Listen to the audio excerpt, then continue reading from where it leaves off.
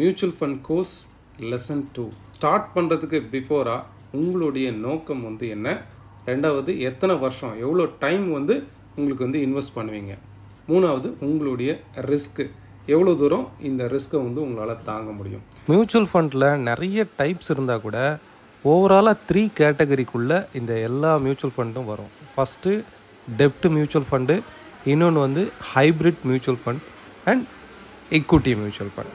டெப்ட் mutual ஃபண்டுங்கிறது வந்து முழுக்க கடன் பத்திரங்கள் சார்ந்தது. ஈக்விட்டி மார்க்கெட்டுக்கும் அதுக்கும் சம்மந்தம் இல்லை. நம்ம கேபிட்டலுக்கு ரிஸ்க் வந்து கம்மியானது.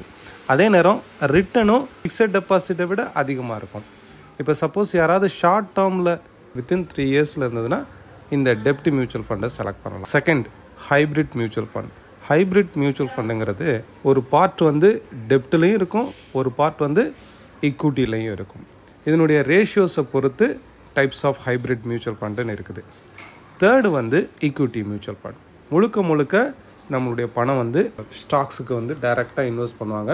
ஸோ இதை வந்து நம்ம ஈக்விட்டி மியூச்சுவல் ஃபண்டுன்னு சொல்லுவோம். ஸோ இதெல்லாம் பற்றி ஸ்டெப் பை ஸ்டெப்பாக அடுத்தடுத்த வீடியோவில் வந்து பார்க்கலாம்.